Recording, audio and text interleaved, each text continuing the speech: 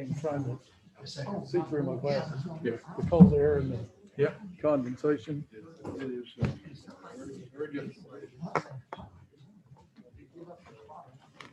I'm trying to. So, do we have opposition yet? No. Nobody else is asking you about a packet. So you can come get one. If you're interested.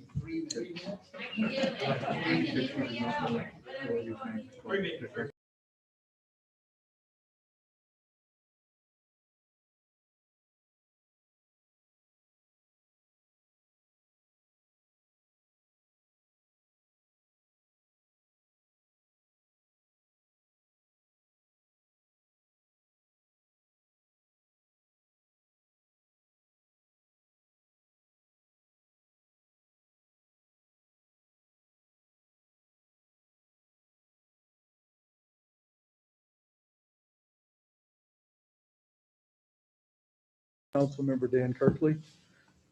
Texas pledge will be given by City Attorney John Messer, and the invocation will be given by Councilmember David K. Lee.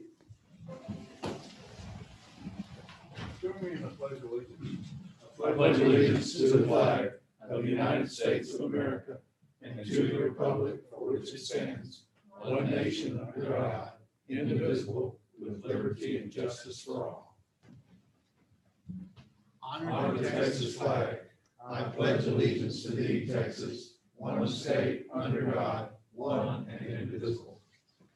Let us pray. Our most precious Heavenly Father, we just thank you for this time to come and to serve in the city and to do the things that are called to be done. And we just thank you for all the public servants that have continued to work in this season, in the winter season, but also in the season of COVID. And we just pray for all those that have been affected by this.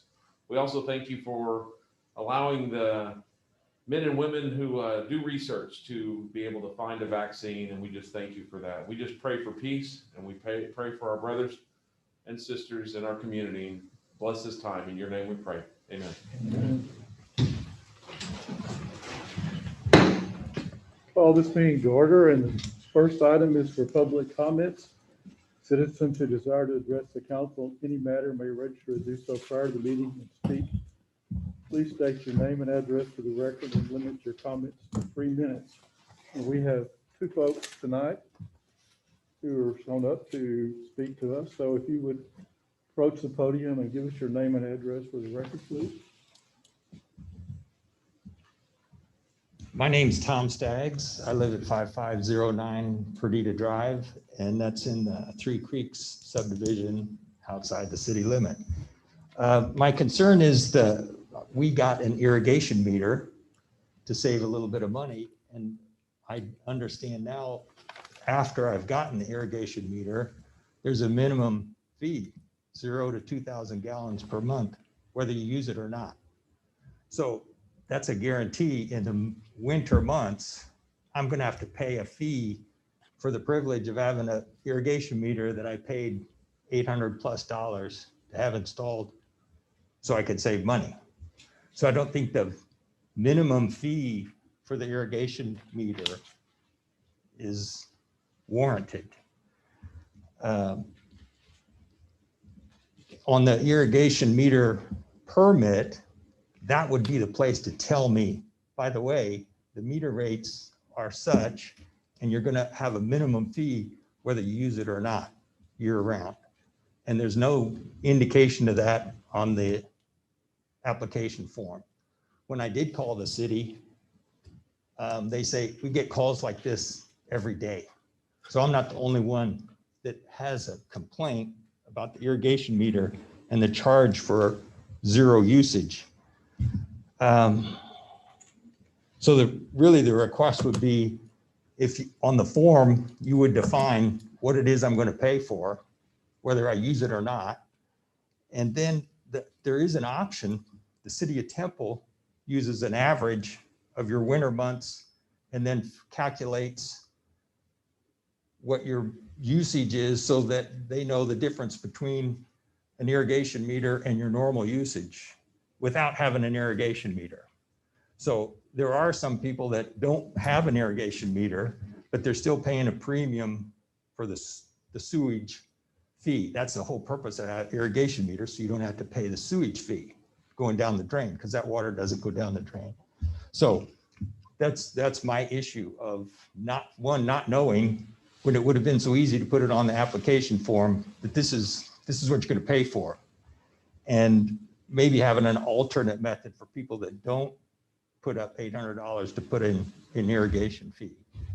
So, and the idea of we're outside the city limit, didn't understand that I pay a 25% premium for that water, that inside the city limit is the same price. So I'm a little concerned that the municipal utility development tax that I pay wouldn't have paid for the utilities that I'm going to get from the city of Belton. So I'm still paying a 25% premium just for the privilege of where I live. So I'm not sure what the justification of the 25% premium is outside the city limit, although other cities do that too. I understand now that I've looked a little bit, but paying the mud tax, I would have thought that development would have included the utilities that I'm receiving from the city. That's what I have to say tonight. Thank you for taking the time to come and sharing your concern. We'll staff look into that. Part of that issue is beyond our control. That's should have been made clear by the MUD when you're purchasing homes in that situation. But as far as the procedure, we'll have staff look into that. We cannot take action on that item since it's not on the agenda. But again, thank you for coming and pointing that out. Thank you. Thank you. And also for information, we used to use winter averaging as well in the city, and there's pros and cons to both. People who understand winter averaging will call it game the system because they know that that's going to be part of it. So just right. Yeah, there's pros and cons to it. Right. And secondly, Jordan Mapes. Good afternoon. Good evening. My name is Jordan Mapes. I live at 1010 East Avenue S. I don't think that we actually have a name for our neighborhood, but my concern was the chickens in ordinance in place. I'd like to amend it by reducing the minimum distance required as well from the neighboring dwellings, as well as allowing them to free forage in your own backyard. I have not been able to find anything that supports there being a reason that we would have to have the minimum distance, except for the neighbors possibly, but that is already written within the ordinance that there needs to be permission from your neighbors anyway. But there is lots of evidence to support that they are beneficial for not only the owners, but the land for pest control around, as well as fertilizer for people who are growing their own gardens.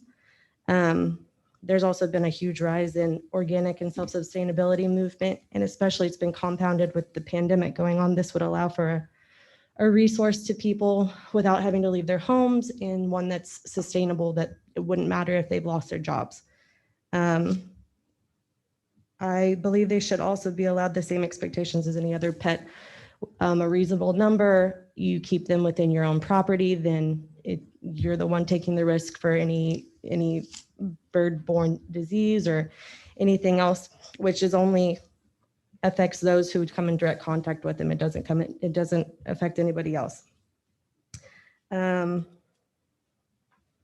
I think that was my concern and my argument. Okay, thank you for coming and sharing that. Staff will look at the ordinance and we can look at it, see what we feel is appropriate. And certainly neighbors' concerns are valid concerns as well, but thank you for sharing that. Yes, sir. Okay, one other item, given the fact that this is Black History Month and we're sitting in a historic building that was built in 1938 as a symbol of segregation, after falling into great disrepair, it was finally redone. It was a cooperative effort of the city and the school district. Instead of being a symbol of segregation, it's now a symbol of pride and reconciliation, and we're proud of that. And Matt Burns has a special occasion going on here this weekend. He's going to tell us about that.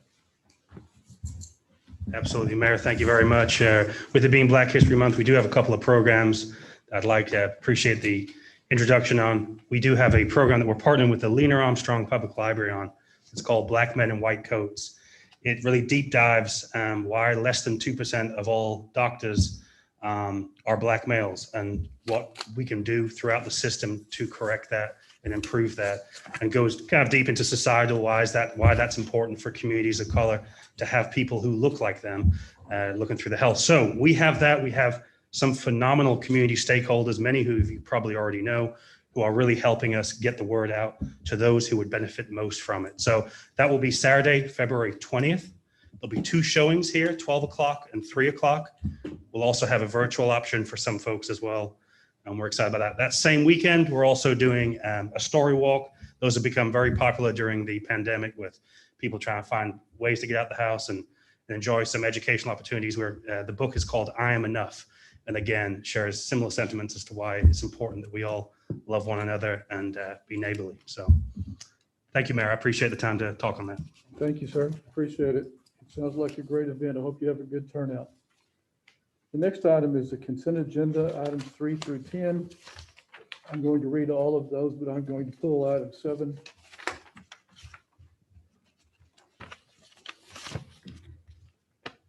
First is to consider the minutes of the January 26, 2021 City Council meeting.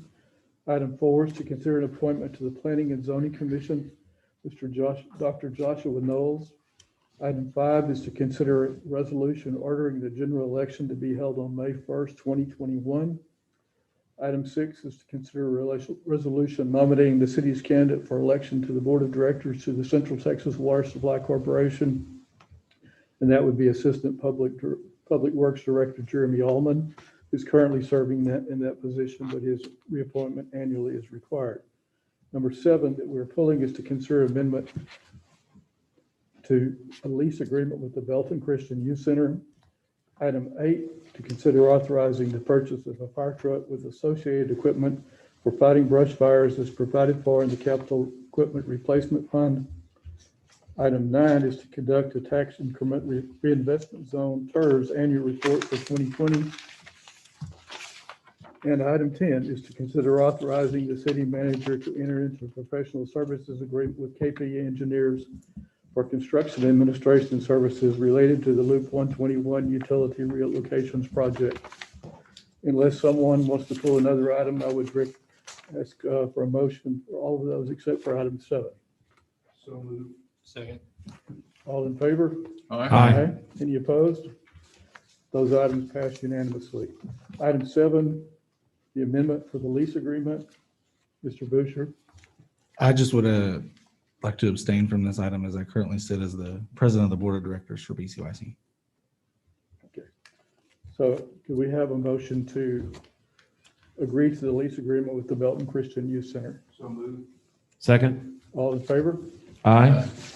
The motion passes unanimously. The regular agenda, item 11, is a presentation of the police department's annual report, including the annual racial profiling report, and Assistant City Manager, Chief of Police, Gene Ellis, will give us that update. Thank you, Mayor and Council. Just kind of before I start, if anybody would like it's in your packet electronically, but if you'd like a printed book of the annual report, then be happy to provide you with one. We have plenty of copies here if you'd like one. To say 2020 was a unusual year, we all know it was in many ways, and certainly policing. We saw many things from pandemic to the George Floyd incident to defunding calls and many other things. So I want to go a little bit through our annual report and touch on a few things maybe different than what we normally do. To kind of start with, there's been a call to really for police to practice procedural justice. I'm proud to report to you that we've been training our staff in procedural justice for about 5 years, and with the cornerstones of that being treating everybody with fairness, impartiality, being transparent, and then giving people voice, listening. And so it's a cornerstone. And I've got a note on there of something I said right after the George Floyd incident, I wrote it in a letter to all Texas police chiefs that we've got to inspect what we expect, challenge assumptions, and never give the appearance of consent through silence. And that mainly referring we as police leaders. Some highlights, and I'll deep dive a little bit into these in just a minute, but calls for service were down. Obviously, traffic stops were down. There was a period of time where, especially in the early days of the pandemic, we pretty much halted traffic stops except for really egregious offenses back in the spring months. Our traffic warnings are going kind of sitting where they normally do. We're about over 60% warning. I think the big thing that if you pay attention to is arrest. They were down about 42%. And some of that was because the jail was not accepting prisoners the way we were doing business. And currently we're very limited on putting misdemeanors in jail right now. We're hoping for some easing on that soon. I know that you probably have read some stories about how crowded the jail is at the current time. Well, on the positive note, traffic crashes were down. Probably had a lot to do with periods of time where people were not moving around as much. Very similar to prior years, Friday is still our busiest day of the week. The 4 to 5 o'clock time frame, that's consistent. Busiest month, August. I believe last year was July, so that's fairly consistent. We see that in the summer months being the busiest. Our calls for service per day are down a little bit. They averaged just over 100 per day in 19, and they were down to 90 per day in 2020. Good news, we're still making it to those emergency calls in under 5 minutes, averaging just above 4 minutes right now.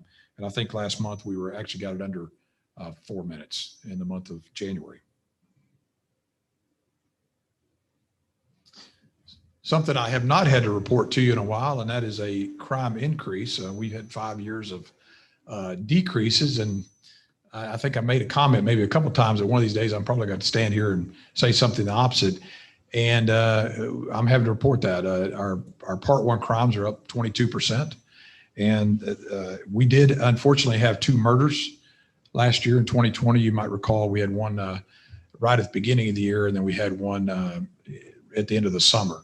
And those are both solved, and it was a slight increase in aggravated assaults. But the big jump is going to be in thefts. Theft offenses alone, just the Part 1s were up 25%. They accounted for the vast majority of this big spike. Car burglaries, which are actually tracked in a different category, they're a Part 2 offense in the whole uniform crime reporting world. They were up 117%. And you've probably seen over the last year our constant urging, our 9 p.m. routine. We've been doing the 9 p.m. routine for several years and saw great benefit from it. In 2019, we had a reduction in car burglaries. And then we saw a huge spike up to the 117%. The other thing we've seen is over a 200% increase in auto thefts. And what we're seeing on that is 99% of those are unlocked cars that the keys are being left in.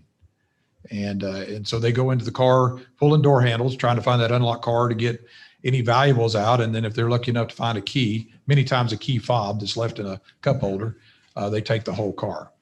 And so we urge everybody in the audience today, if you just do us a favor and tell 2 of your neighbors, do it yourself, but tell 2 of your neighbors to lock your car and take your keys and valuables in. This is a easily preventable crime. All the video we've watched of criminals doing these crimes, they quickly move on when they come to locked vehicles. And then I'll mention to you that this is the last year of us doing the Uniform Crime Report. I don't know if you've seen any of the national news about National Incident-Based Reporting, NIBRS. That's the big talk in our world. What it means is that instead of dealing with about 8 or 9 Part 1 UCR crimes, they're now about 50 with subcategories that we'll be reporting on. We were doing that before, but they were in a different area, and they're all moved into kind of that priority or type A statuses that they call them. So we'll look a little bit different next year. We're still tracking all the same crimes, just the way we report them to the state and ultimately to the FBI will change just slightly. It does require us track a lot more data on where the crime occurred, the type of, where there's a business, residence, things of that nature. So it's a pretty deep dive, quite a bit more work for the officer when they're doing their reports. Please stop me if you have any questions through this. Some other highlights, DWI arrests were up. I know a manager of a big liquor store in our region, and he said they were really never down in sales throughout the pandemic. So I don't know if that correlates to DWIs being up. Fatality accidents were down, which is a good thing. Sexual assaults were down. Regular assaults were slightly up. We did work quite a few disturbances. I think maybe people got tired of being inside with each other. So not all those turned into assaults, but disturbances were something we saw quite a bit of. And another good news, less force used by our officers and against our officers in 2020. How to do that socially distancing? It might be. That and the mask. Might have scared him with the mask on. I don't know. Big reason I'm required to make this report to you tonight before the 1st of March is our racial profiling report. About 6,000, just over 6,000 stops. We lay it out to you every year, laying our traffic stops against our demographics. And as you can see, they match up pretty closely. Nothing, Chief Berg, who's here tonight, and I analyze these numbers in depth. In your packet, you actually have the full racial profiling report that we do. And there is nothing that stands out of the ordinary here with our stops, our arrests, the contraband, the searches, doing a pretty small number. And then the fact that we didn't have any assaults that come out of our forces used from traffic stops alone.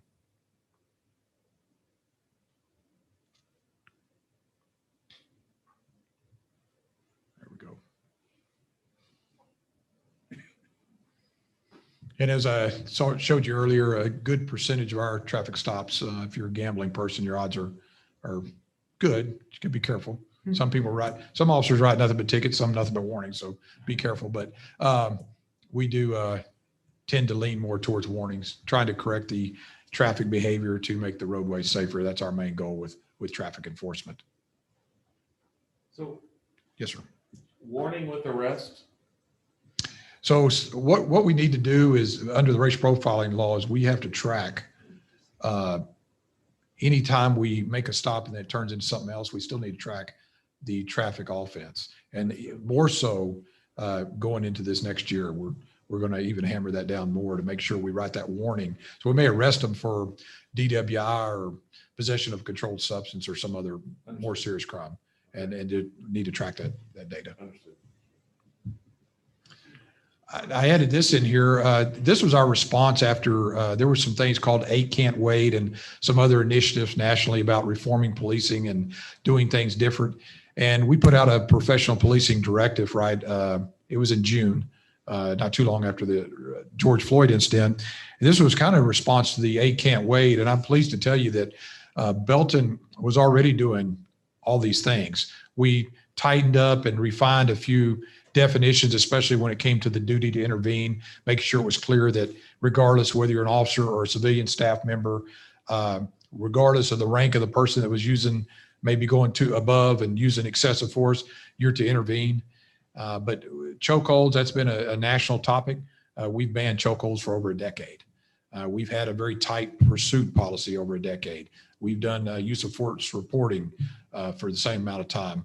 Being a recognized agency, accredited through Texas best practices, most of these things are required.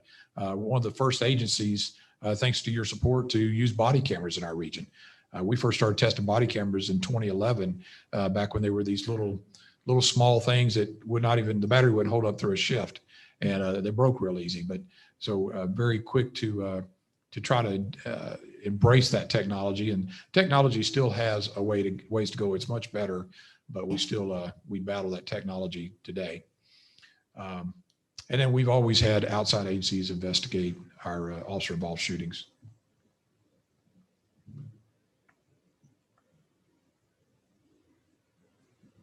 And then our code compliance folks, they stay pretty busy, almost 4,000 violations. The good news is they get voluntary compliance, our compassionate approach to code enforcement is most people, once you reason with them, give them some time and options, they will take care of it. And then animal control, just slightly under 2,400 animal calls. And as a reminder, I threw some extra pictures in there that it's not just cats and dogs. And of course, you heard something about chickens tonight too. So they deal with a variety of things, including the thing I like least, and that's that bottom item, the stinks. I do not respond to those calls. Shotgun would be involved.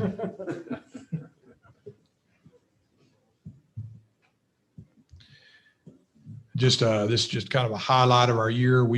It's kind of amazing to look back that at January and February, things look pretty normal in some of our pictures. And as we click through the year, just some things, protests this summer and how things changed.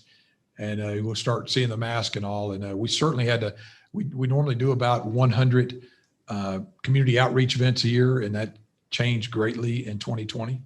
We still did them in different ways, but I still believe it's important for us to be engaged in the community. So we're always looking for ways to do that. And whether it be virtual or some other capacity, some social distance idea, we've tried to stay engaged.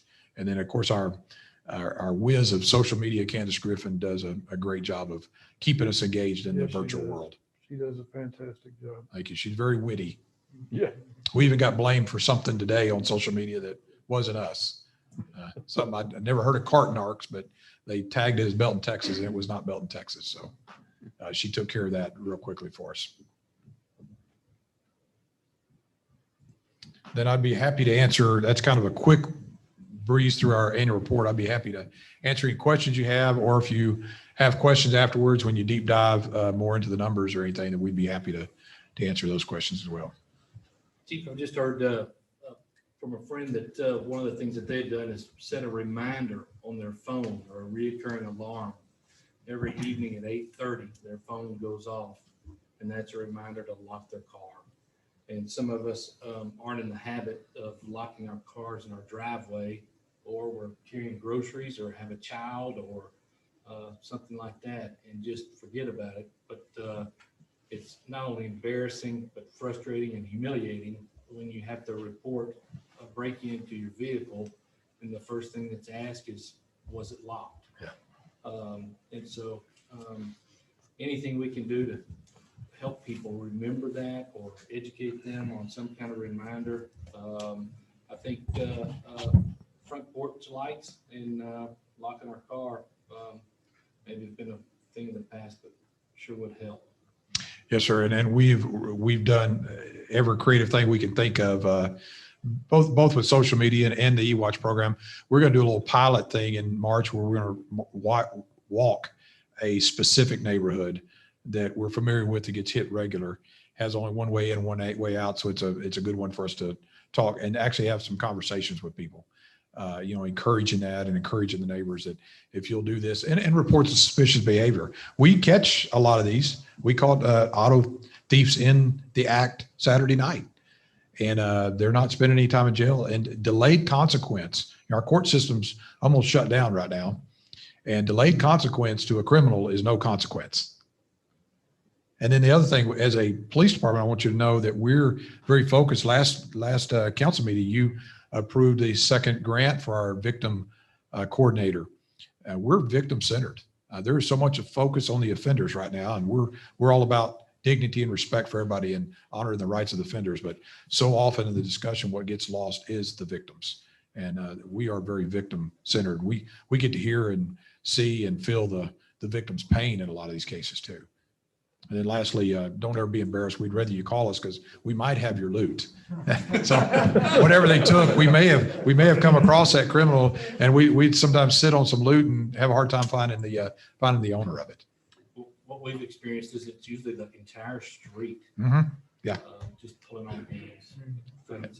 And they move fast. It's amazing how fast they move. Yeah, I have some of that loot returned to me. I got a backpack stolen out of my garage. Just side door on the garage unlocked. They came in, the car was unlocked in the garage, which I don't think about locking the car in the garage, which I should have done.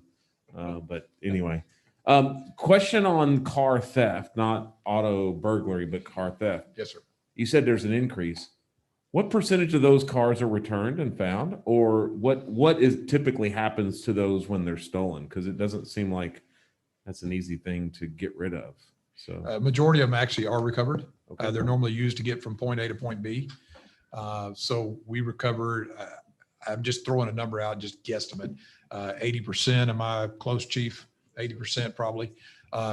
And sometimes they don't come back good conditions. I Yeah. can tell you there was one a couple of months ago that it left as a goldish colored Chevrolet pickup and it came back as a primer colored black Chevrolet pickup. So, but most of them are recovered, and then we find they're recovered sometimes in another city, and then we'll find a stolen car in our city that came from that city. So they're being used as transportation. Okay, thank you.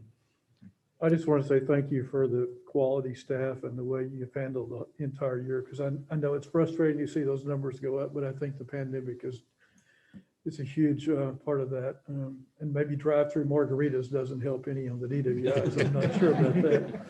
But especially during the time of the protests downtown, I heard nothing but positive acclaim for the way you and your staff handled those very difficult situations. And I think everyone here is very proud of the way that Belton PD handled that situation. So thank you. Thank you. Appreciate the support. Thank you, sir. Item 12, to consider an ordinance prescribing the classifications for police officer and firefighter positions and a number of positions in each classification. And Chief Ellis and Chief Fontenot will present this. I'll touch just briefly on the police side of this because the majority of this is fire. When you graciously increased our staff in January with 2 additional officers, we've always kept a cushion in the ordinance of +2 so that we can forecast vacancies and put people in the academy, since it takes about a year to fill one of those slots on our schedule. And so that's what this request is just to keep that +2 in there so that we can make that. And we're actually in that process right now with an academy starting in less than 2 weeks and trying to forecast some vacancies. Chief Fontenot, thank you for coming. Mayor, Council, I want to tell you a story about PD. Was working in my garage and got a phone call, walked inside, forgot I left my garage door open. At midnight, one of the officers called me to tell me my garage door was open. Outstanding customer service. Thank you for sharing that. I've had the same thing happen at my house. I'm sure you'd call them if their house was on fire. Maybe so. Tonight, I'm actually presenting a driver operator position, something that's very dear to my heart, something that I identified very quickly whenever I moved into Belton. Driver operator position to me is one of the most critical positions in the department. So I got a presentation. I sent you out the justification. Hope you had a chance to read through that. But part of that will be adjusting the pay scale. So we'll take a look at that. So currently we have a chief, assistant chief, fire marshal, 3 captains, 3 lieutenants, 18 firefighters. And what we want to do is we want to take 6 of those driver operators from the firefighter pool. So it's no additional staff that we're asking for. We're asking to authorize some promotions. These are just some of the organizations that found that driver operators was such a critical position that they created training and certifications specifically for that position. A lot of people don't understand that driving these apparatus is a particular skill that they don't learn in the basic fire academy. So we really want to take the Belton Fire Department to the next level by ensuring that our drivers know what they're doing and are trained for it. So the purpose would be ensuring that those national required job performances are done properly, increase the proficiency of those driver operators, reduce the liability to the city, standardize the approach on emergency responses, and then provide some recruitment and retention tools. That's one of the big goals that I was given whenever I first started, was coming up with some ideas about recruiting and retention. We believe that this is one of those tools. So to just lay out some of the tasks that these driver operators will be performing on a fire scene, not just getting their crew there safely and pumping the truck, but there's a lot of other jobs that they have to worry about, which is making sure they have a water supply, making sure that the hoses have a proper gallonage based on a BTU. So it's a skill to look at a fire and know how much water it'll take to put that fire out. And that's what those driver operators are kind of trained to do in this specialty class. Establishing firefighter accountability, setting up ladders, preliminary ventilation, setting up rehab, rapid intervention, and setting out all those needed tools. And one of the things you have to remember with this driver operator, he's doing this by himself because the rest of his crew is fighting fire. So having somebody that's been trained specifically on that job is very important. At non-emergencies, they have different jobs than the rest of their crew members also. They make sure that they're blocking properly. There's a technique of blocking, especially on the highways, to make sure that those crews that are working are in a safe environment. Setting out all the tools that are needed, traffic control. They staff that fire attack line. So whenever they're using the jaws of life, if there's a spark that goes off because they're using it, they man that line for them. Patient stability, ground control for helicopter landing. They do a lot. So some of the required skills are topics that you go through during a driver operator certification course. I listed a lot of them here. I'll just run through a couple of them. Positioning fire apparatus, principles of water, theoretical pressure calculation, water shuttles, static water supplies, operating pumps. So it's a very specific, and it's a 2-week class, and it's 8 to 5 for 10 days. So it's not a short little weekend course you could take. It's a true certification. Some other local area departments that have driver operator positions as a rank. There's almost every department I called that had a career department had a driver operator position. So I thought that was important for you guys to realize that it isn't something out of the ordinary that we're asking for. So it was difficult to come up with a pay scale because I had to fit a whole new rank within our current pay scale. So some of the objectives that we were looking at when we first put this, when we first put this together, trying to make sure that the cost was reasonable, maintain the current level of personnel. So we're not asking for an increase in personnel. Ensure that nobody took a pay cut if they got promoted, and then ensure that the promotion was worth their effort. And then keeping that pay scale close in range to where it currently is. So this was the pay scale that we came up with. The bottom is the current pay scale. Some of the characteristics of the current pay scale, as a firefighter moves up in their steps, there's a 2.5% increase currently, every other year after 3 years. When they promote to a lieutenant, they go from, which could be a 7-year firefighter, to a 1-year lieutenant. On the proposed scale that we're doing, you maintain that seniority as you go. It's still 2.5% per step. But when you promote, you keep that seniority, like a 7-year firefighter would promote to be a 7-year driver operator. And that's a 12.5% increase. And what that allowed us to do is overlap some of the starting scale.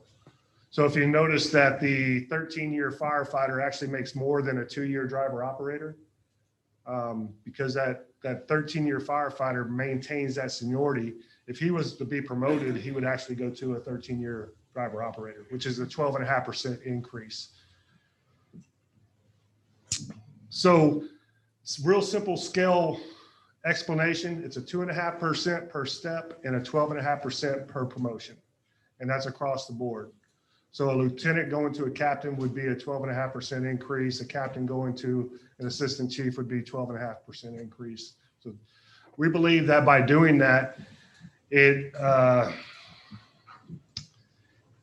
always worth getting promoted no matter how long you've been here. During our current scale, how it is the longer you're here, the promotion gets worth less and less. It would go from a 5% increase for if you've been here for a while, but if you've only been here for a couple of years, it could be up to 20%.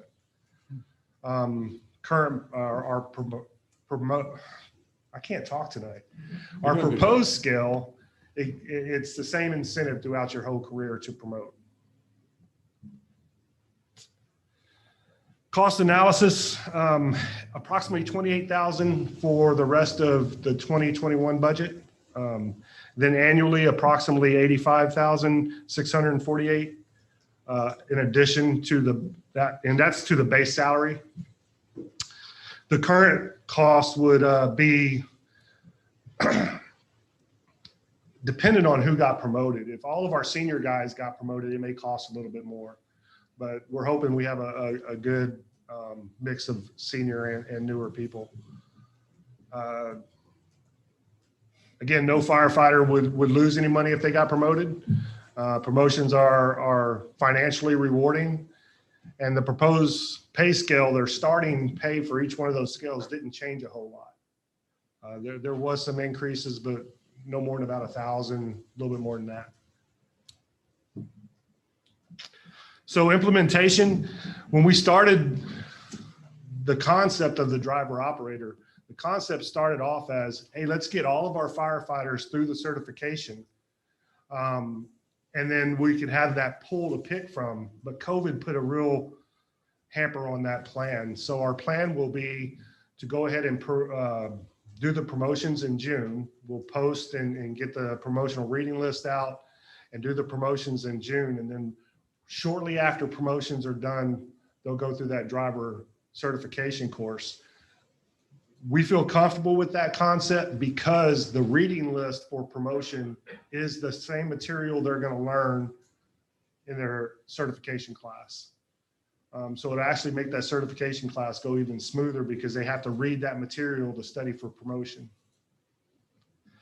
After we get that first class through, we'll have a second class shortly afterwards for any firefighter that didn't get promoted that wants to take that class. Any questions or comments? Wasn't the old practice to just put the new guy or the new person on the truck and let them drive? In a lot of cases, yes. And that's what I found when I first got here is it wasn't an assignment that people took a lot of pride in. It was an assignment that, well, I guess I'll drive today, or hey, rookie, you drive. I went out there and I did some training with the guys that were on the trucks and said, okay, show me how you're pumping at a fire and this valve fails. What do you do? And they all looked at me with a blank look.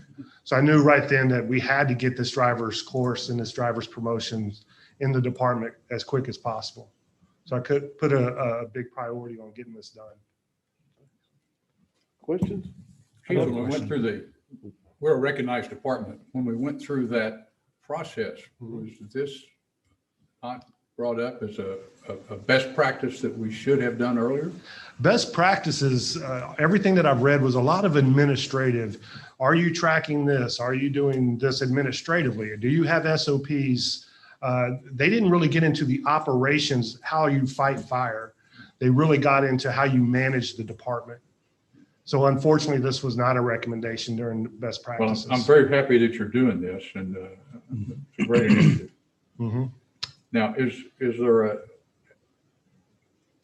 continuing additional cost since we've kind of changed our pay scale? We're hanging on to, the 12.5% for each promotion, et cetera. Mm-hmm. And if so, how large is that? Do we estimate that'll be annually?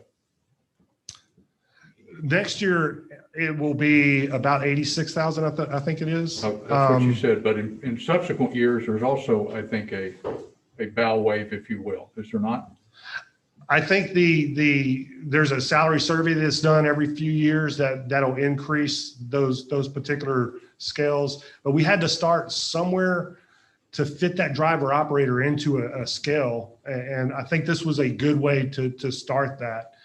If we want to stay with this method, when the salary surveys are complete, you would really look at the firefighters base scale and then adjust everything to that firefighter scale, keeping your 12.5% and your 2.5% per step. Just increasing that base firefighter starting pay would really what you would focus on. Okay, And that would adjust everything forward. so we're comfortable it's affordable within our current budget and subsequent budget years. Good, I'm glad we can do it. So since we're talking about pay scales and that had been a subject prior to you coming on board and since you've been on board, and we've also seen the COVID effect in different areas, different sectors. What would you say, how are we doing relative to other recruitments, you know, because we've had to compete for the same pool? Would you say we're in a favorable position relative to our peers, or is firefighting generally is pretty strong relative to other types of employment? I mean, it seemed like before it was really hard to get or keep firefighters. It seems like it may be changing, but I just wanted to see what your thought was. I think there's some key shifts that the department has made that's really going to help our recruitment. One of those being going 4896, especially being one of the first departments in this area, career departments that are going 4896. I think that's going to be a huge recruitment tool for us. Then getting the driver operator position in place. A lot of people will look at Belton and say, okay, you got firefighters. What's the next level? Lieutenant. Well, a lieutenant in these young firefighters' eyes are 10, 15 years away. So they're looking at being in the same rank for 10 or 15 years. Now we're offering them that mid-management, if you would, step. So that's going to help out with recruitment. As far as our pay scale, pay ranges go, I think we're close enough to other departments that are around to keep us marketable. But there's been a trend over the last 6 months. I've noticed several departments have gone and readjusted their pay ranges, and they're all going up. So it'll be something we need to address within the next year or two. But we're close enough now to stay competitive. Okay. Yeah. Just knowing where the department was before you and for sure before me being here, I just wanted to say just a bit of gratitude for what you've done. And after talking with some of your guys and pretty much having unanimous consent on your 4896, and I pretty much have no qualms or doubts about you implementing this change and it working effectively. My only question to that would be, if there's only 6 promoted, you have 12 guys. If at any point are all of them going to be driver operator trained, but only 6 promoted, would that create any animosity or? No, one of my goals is to not allow anyone behind that wheel that does not have that certification. It keeps the city in a reduced state of liability. So having them ready to promote to that next level is going to be one of our huge goals that we want to do. Those driver operators will be kind of a mid-management in the rank scale. So the lieutenant can now focus on getting that driver operator ready to take on lieutenant. And then the driver operator getting those firefighters ready to take on that driver operator. So it's that succession planning that it really helps out with. So if they've all been driving now, I'm assuming on a rotation, Yes. for the implementation, the first phase, are all 12 of them eligible to take the course up front, or how are you going to limit that? Or No, we're going to do the promotion first. They'll all have to study out of the book for the promotional exam. We'll do the promotion first and then give that class to those that got promoted. That allows us to quickly get it in that certification requirement, which I believe is critical, getting those guys as a priority. And then we'll go ahead and get all the rest of the firefighters trained up to that certification too, because you got to remember these guys get a lot of days off during the year. And when that driver operator is off, I want somebody certified to get into that position. We pay step-up pay. So that's something that the firefighter, when he gets up, as long as he's certified to ride in that position, he'll get a driver's base pay for that day. I do wish this would have been a budgeted item, and we would have had a little more time to think about it or evaluate it. I'm curious to know that, so they'll actually receive the promotion before being certified, correct? Yes. So, during That's a civil little service, contrary to normal with civil business. service, we can't require certifications for promotion. And with COVID, my concern was that if I gave 2 different classes prior to promotion, and I could have cut the department of firefighters in half, gave one half the class and then the other half the class. My concern on that is law of recency. When you become a teacher, they teach you about this law of recency, which is basically the last thing that you were taught, you remember the most.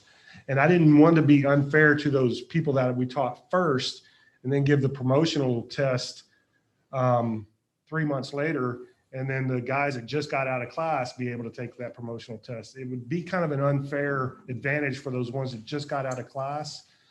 So we decided to go ahead and do the promotional test based off their study material is the book they will go through the certification test with.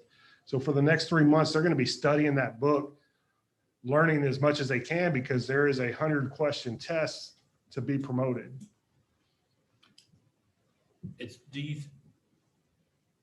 Have you considered having this as a certification pay? So we didn't have a 12.5% hit to everybody that becomes a driver from a comp standpoint? And I guess my second question would be, would every lieutenant, captain, and assistant chief eventually also have that driver certification so that everybody in the department's a driver? Yeah, our first goal is to get the firefighters, the one that's actually going to do the driving certified, but we're going to offer up every rank that certification in case somebody's off and they're working overtime, they have that certification. To answer the first question about a certification pay versus a promotion, if you do something every day and that's your assignment and you get good at what, if I know I'm a driver operator, I'm going to learn my job and I'm going to be the best at it that I could possibly be. But if it's something that's just assigned to me every third day, I may not pay enough attention to it to get really good at it. So I really want those driver operators to take pride in holding that rank and then be the best driver operators that they could possibly be. So I thought it'd be more important to be promoted versus just a certification pay. But eventually all will be driver operators, correct? Yes, yes. And so I guess doing half now, that's an $85,000 hit, but potentially a couple of years down the road. Well, they won't all be driver operator positions. There's only going to be 6 driver operator positions, 1 per truck, per station, per day. Yeah. So the rank structure will be firefighter, and they'll spend a couple of years as firefighter. When a driver operator promotes to lieutenant, then we'll have a promotion for a driver operator. The most we will have is 1 driver operator per station per day. Is there any chance on an insurance rating that this helps an insurance rating in the future? That would be a question for HR or risk assessment person. I think it's generally response time, right? I mean, you're talking about homeowners insurance and then. No, like a Okay. like a liability. Like since I'm we sorry. have a trained, dedicated, Yeah, I thought it's you not just your new guys. I don't know if that is I a will- chance for savings in the future on a. I will tell you that the driver operator, being that it's been established for so long, there's been departments that have gotten into vehicle wrecks and will settle out of court very quickly because there is a recognized certification and training program for it. And they didn't hold their people to that national standard. So they will settle out of court very quickly versus going to court where that could be brought up as an issue.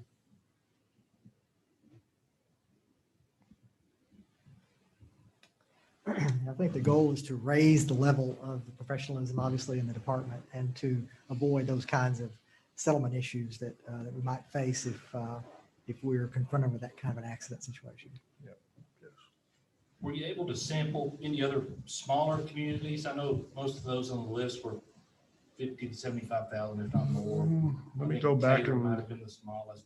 let me go back Down and at look. 20,000, that's Well, we have Temple, which is near. Harker Heights is about the same size as us. They have 2 stations. Their firefighter positions are about equal to ours. They have four staffing apparatus. Coppers Cove's about the same size as us. Liberty Hill is 2 stations, I believe. And Taylor's 2 stations. So we tried to sample larger and smaller. It was hard to find a department that didn't have driver operator positions.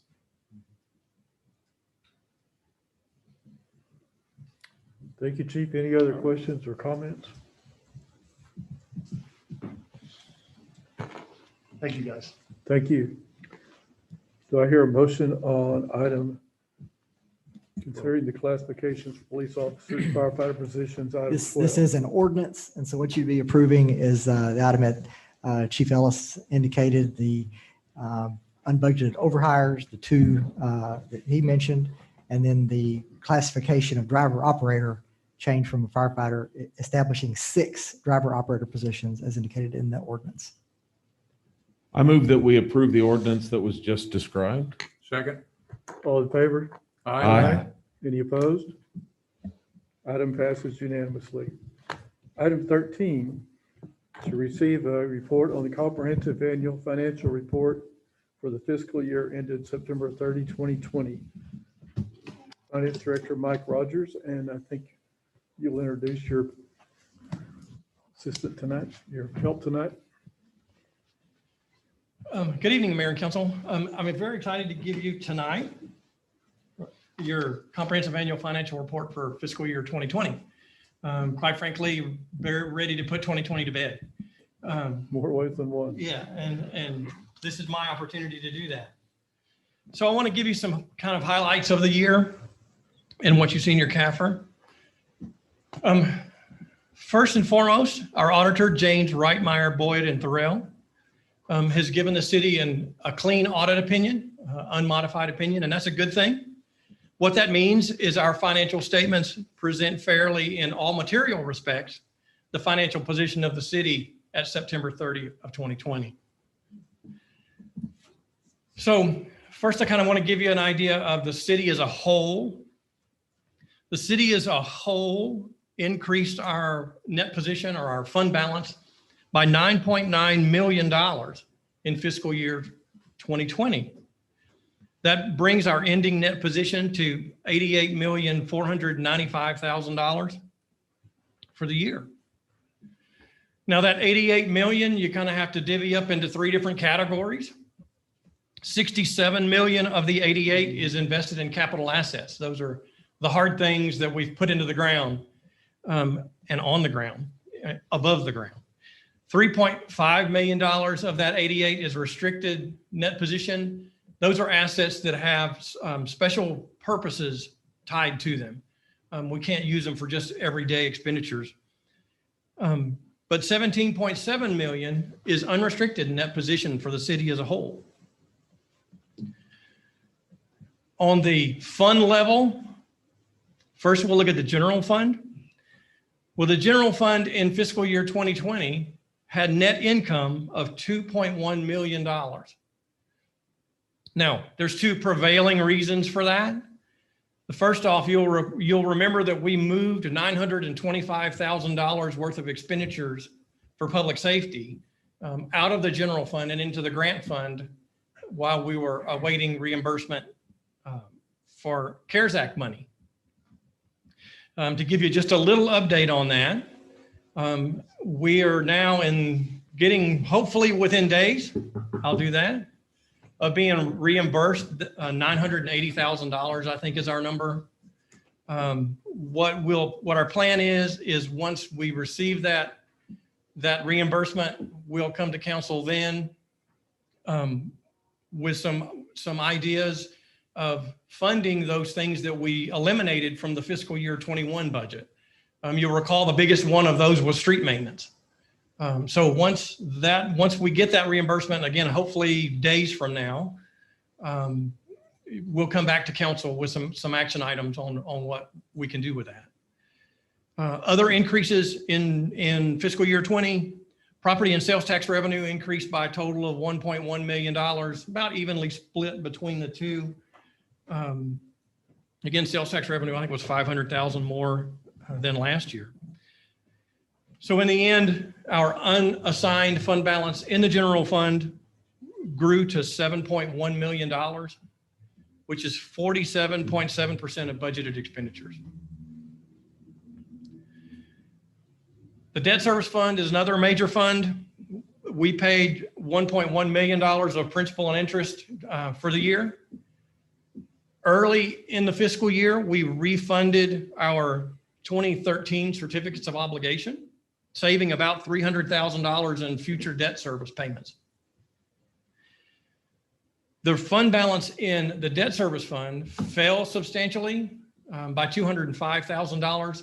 But you'll recall that was a planned use of reserves when we budgeted. That was that planned reduction of our debt service rate. So we planned to use that $205,000 in fiscal year 20. So now we're at a fund balance of around $30,000 in the debt service fund at year end. On the water and sewer side, water and sewer had net income, if you will, of $4.1 million. The vast majority of that, 3.4 million of that, was for developer contributions. So when a developer comes into a subdivision and lays water lines and sewer lines and things like that, the assets get donated to the city as a developer contribution, and then we maintain them from that point forward. So that was the big driver of that 4.1 million. Operating revenue did increase by $534,000 as we got more consumption from more customers moving into the city. But expenses also increased by a similar amount. Water production, sewer treatment costs all were a bit higher than fiscal year 2019. The drainage fund remains essentially flat for the whole year. Nothing terribly excited there. Revenues and expenditures around $515,000. This fund also reported a high net income, but again, that was capital contributions from developers. We also have some what we call non-major governmental funds, and those are our special revenue funds and capital project funds. In our entire financial report, what surprised me the most was the results from the hotel motel fund. We only had a decline of hotel occupancy taxes of about 10% compared to last year, which surprised me greatly. However, there's a reason for that. The Expo Inn, that moved in like the middle of fiscal year 2019. So we did not have an entire year of Expo Inn and Suites. So now in fiscal year 20, we do. So even though occupancy rates were lower, we had an additional hotel revenue to kind of backfill some of that. So that's why the loss was not as great as we anticipated.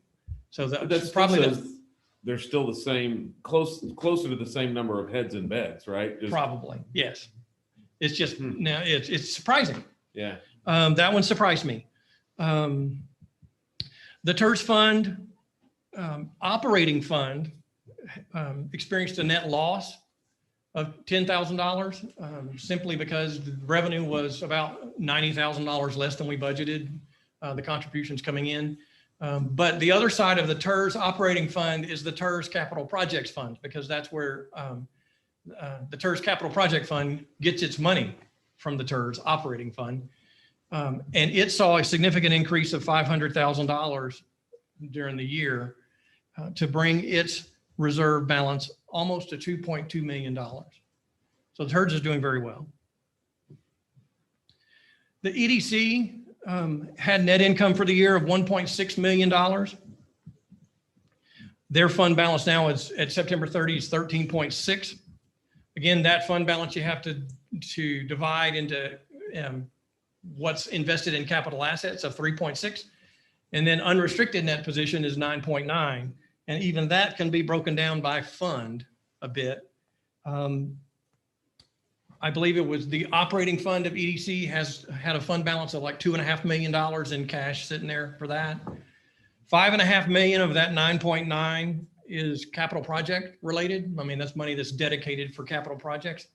And then I believe there's $2 million in the incentive fund that EDC has set aside money for future incentive payments So they maintain a separate fund for that. But still, EDC did very well for the year. Before we go, well, we can do it one of two ways. How about we let our auditor come up and speak, and then we'll come back to circle questions and everything.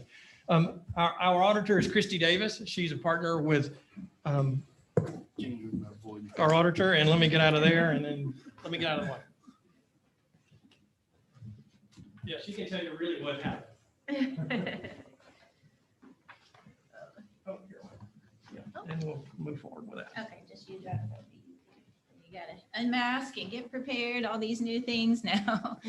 So first of all, thank you for letting me be here tonight and being in person. I do appreciate that. I was telling Mike and Sam as I walked in, we're very excited to be able to have this happen now in February. I know it's been a while since we've been able to present the results this early. And so I think that just speaks very strongly of Sam, Mike, and their team being very prepared for the audit, be very attentive for the audit, makes a big difference and allows us to go ahead and do this for you now, as Mike was saying, so we can all move on past 2020 into 2021. We've enjoyed our relationship with the city. It was different this year with COVID. We did work remotely from our office in Waco, but that did not impact audit quality. Unfortunately, this is not something new where we can't go out and be with our clients and visit with them, but we wanted to respect city protocol. We wanted to follow our firm's processes and keep everybody safe. But through the use of Zoom and other technologies, and again, information being prepared and ready for us when we began the audit in November, late November, early December, allowed us to go ahead and be here today. So just wanted to mention those few things before I go on. So just as a reminder, and this is in our audit opinion for the CAFR, we kind of have two sets of responsibilities here. First is that of management, which are these financial statements that are being presented to you today. And then we come in and conduct an audit of those financial statements to be able to provide an opinion for council and other users of these financial statements to know whether they can rely on the information contained within.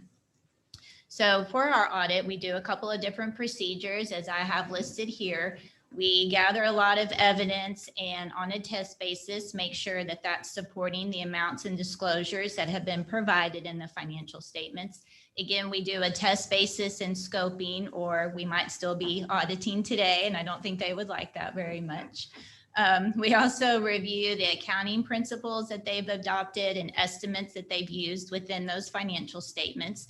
So for the 2020 CAFR, there were no new accounting principles that were required to be adopted. So if for some reason you're pulling out your CAFR from the previous year, that's going to be comparative data on a comparative basis that's been presented. And then we step back and take a look at all of this information together. And as we read through the financial statements, does everything make sense? The overall presentation meets requirements and makes sense for what we know to have happened within the city for the year. As I mentioned before, we do look at accounting estimates that management has adopted, and I did list the significant ones here. So we do spend some time in our audit reviewing allowances for accounts receivable, making sure those have been properly netted down and valued, looking at the carrying amounts of capital assets. As Mike mentioned, a lot of dollars sitting there invested in those capital assets, and making sure those amounts and lives have been properly determined. And then net pension and OPEB liabilities, huge liabilities for the city based on accounting principles from a few years ago that have required them to include this on their financial statements, and some outflows and inflows. That is all provided by an actuary, but they're huge numbers within those financial statements, and looking to make sure the actuaries have used reasonable assumptions for that. And then I'm pleased to report no material adjustments as a result of our audit procedure. So that's great news. And as Micah mentioned, our opinion does present a clean or unmodified opinion, so that those financial statements are presented fairly in all material respects for the year end. So a couple of other things that we're also required to do is one, look at compliance with laws and regulations. So the city is required to comply with the Public Funds Investment Act and also state competitive bidding requirements. So we do some procedures to ensure understanding of those rules and regulations and also that they've been followed. And I'm pleased to report no instances of non-compliance in those areas. And then lastly, the city did spend more than $750,000 in federal grant awards. So that makes them subject to a single audit. And we have to do our audit in accordance with uniform guidance. That's regulations that are published out there. And you'll see there at the bottom of this screen, as a result of those procedures, the major program that was tested, which is the Coronavirus Relief Fund, that was the public safety expenditures he was referring to earlier under the CARES Act, was complied in all material respects. So no instances of non-compliance related to that grant. And then lastly, as part of the single audit, we also look at internal controls over that, also look at internal controls over the financial aspect of the report. And I'm pleased to report we do not have any material weaknesses or deficiencies that I needed to bring to your attention today. So I'm glad to be up here with lots of good news. That's all I had. Thank you, Ms. Davis. Thank Appreciate you. your coming to Belton, and it sounds like a wonderful report. Yes. Mike mentioned a couple of surprises, and a couple of that I noticed was that property tax revenue was up a little over 12%, and then sales tax revenue was up over 14%, which was just incredible. So total revenues up 21 and some change. And I think the one thing that after reading through this, we tend to underestimate income. And then the big factor that I feel like we really need to maybe tighten up or look at a little closer is collection rate. And this year we had a 99% collection rate. And so, I think we had forecasted 97.5 or something like that. And so that's just a lot of additional tax dollars collected. And so our general fund, was up significantly. Other funds were up.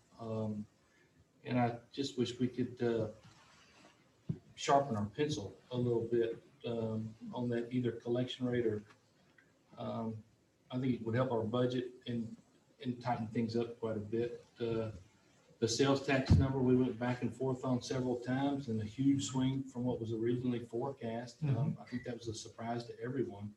But when you see the ad valorem tax up that high, just concerns me a little bit. I think that was a big surprise too. I certainly didn't think that the housing market would be booming right now in the midst of the COVID pandemic. And certainly we were surprised by the sales tax revenues, and even with the small amount of the hotel revenue, that surprised me too. That I was reading about some cities near here that had 40 and 50% drops in hotel motel revenue. So 10% drop is great. So thank you. That's the good news, bad news. The bad news is that we don't have a whole lot of it. I know. That's the bad news. Correct. We'd like to have some more of it. So- We'd like some more of it.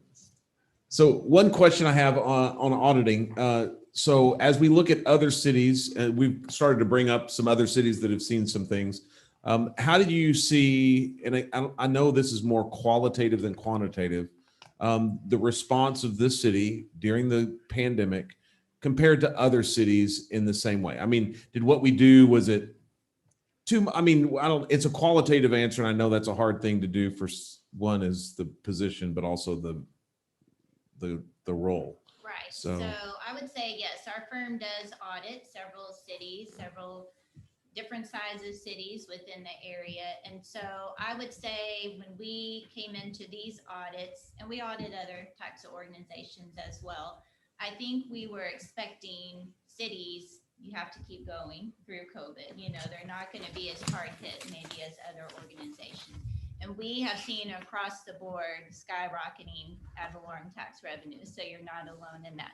The sales tax have been back and forth. And so we're not always sure what to expect, but we do have good evidence from the state comptroller's office that we look at to kind of verify those amounts that have been reported by the city. But I think the approach of we have opportunity to get CARES Act money, let's do something with that. Let's not necessarily go out and get PPP money that we might be qualified for, to have to keep track of that and spend that.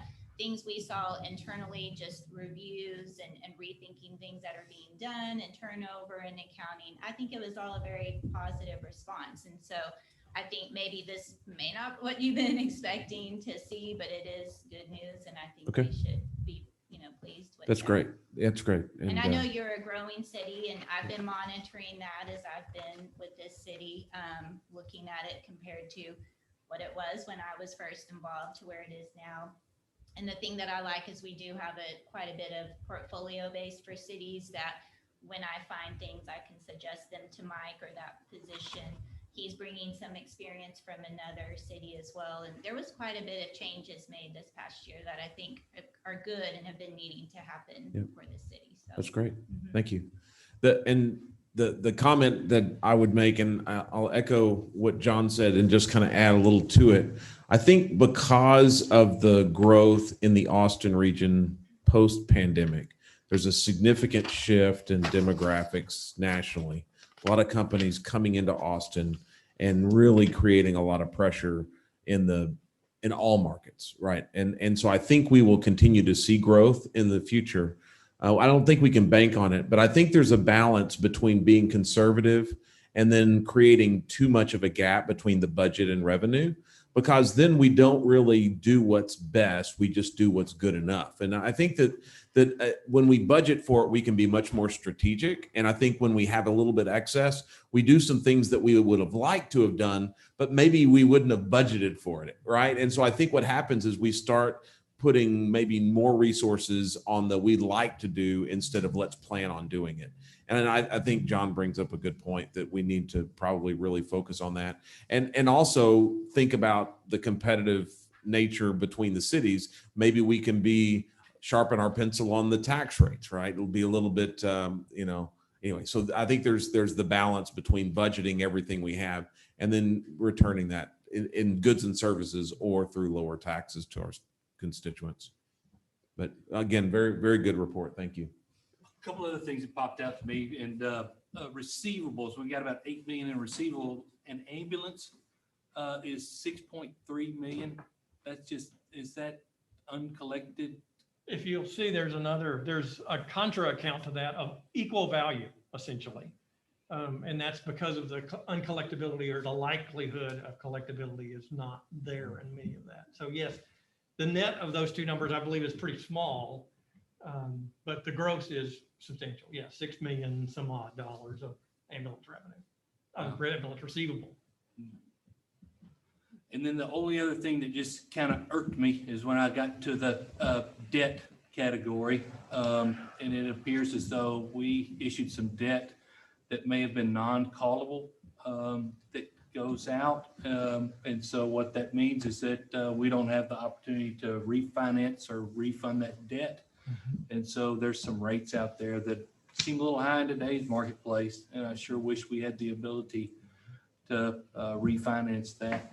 And so whoever did that, we need to call them and chew them out.